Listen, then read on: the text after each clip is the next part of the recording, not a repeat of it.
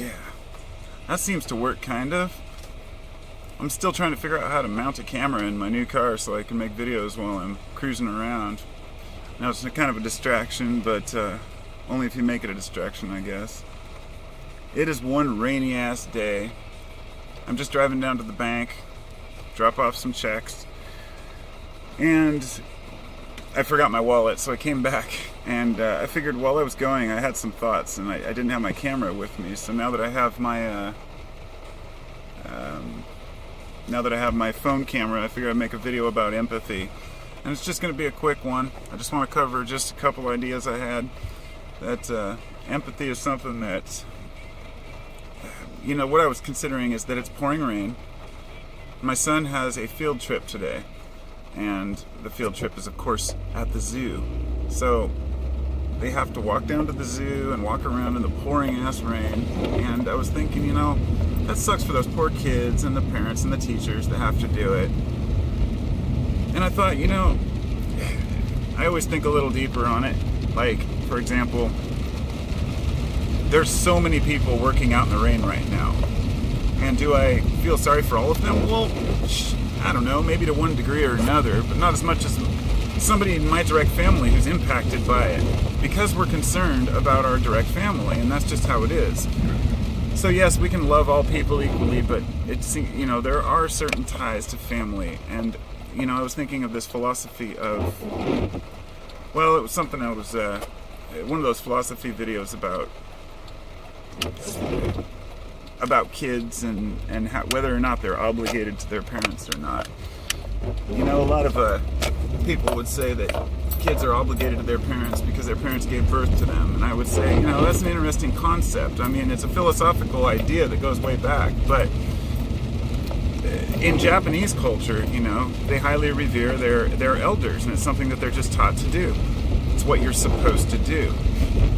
But then there's another philosophy that says just, your parents feel, to put it bluntly, you didn't ask to be born. Your parents wanted to give birth to you, so that shouldn't come with ties or obligations.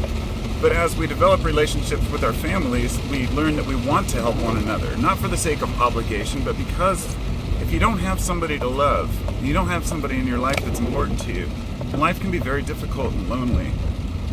So, I guess back to the thing about about rain, I worked in the rain for a long time. I was a roofer, I was a carpenter, I built houses in the pouring ass rain, doing foundation work and trying to keep the concrete dry and laying out tarps on roofs that are completely torn down. So it's hard to kind of feel sorry for people who maybe are standing out in the rain. Like, you can get a rain jacket on. And even for the kids, they don't care. They're out of school. So it's just interesting that I'd feel that, I don't know, that pity for them. And I feel that way about a lot of situations and a lot of people. Whenever I find, when somebody's suffering, we all suffer. That's how I feel. I feel like everyone's here together. We all share this world together. And as cheesy as that sounds, that's kind of one of those just kind of goes without saying type things, if you know what I mean. I'm going to, so as I'm here at the bank making a deposit, it's funny because this is actually for, I was going to make a Kratom video later, and talking about Kratom, and I probably will too because it's been a while, and I've had so many different, man, it's just been crazy out there. Let me tell you, the Kratom market is just nuts.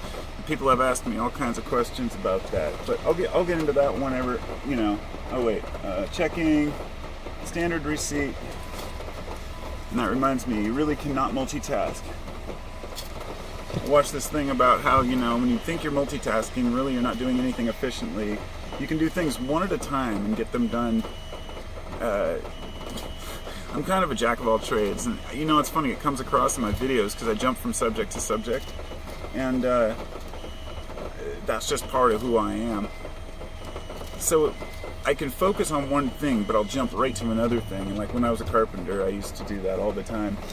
I'd start on one project, I'd go do some finished work and some molding, then I'd go do some framing, and I loved having that option. But anyhow, getting off track, I want to stick to empathy. Just,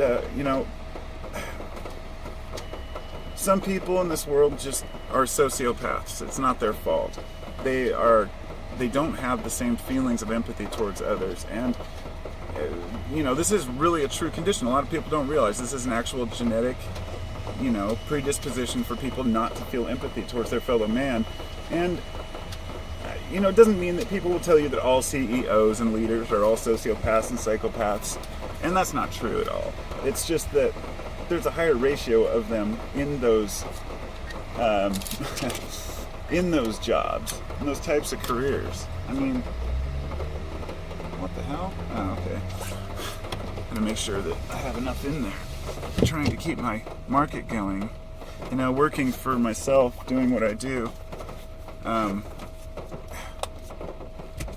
I have empathy for people who work in all different types of business and deal with all different types of situations. But I just understand that we all face things that we may think are very difficult, but move your ass, partner.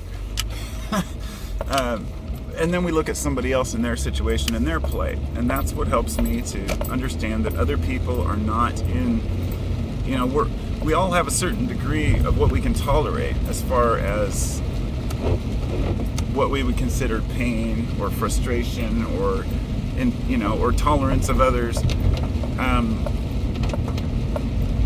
The most important thing to me is to be able to have my emotions and to be able to function with emotions, not being overly burdened by any one of them, but being able to tap into any one of them I want to, if needed. To be able to laugh and cry,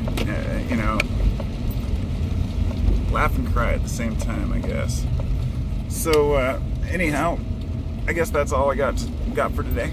I'm going to finish heading home and do whatever I'm going to do for the day, and I'll talk to you guys soon. Peace.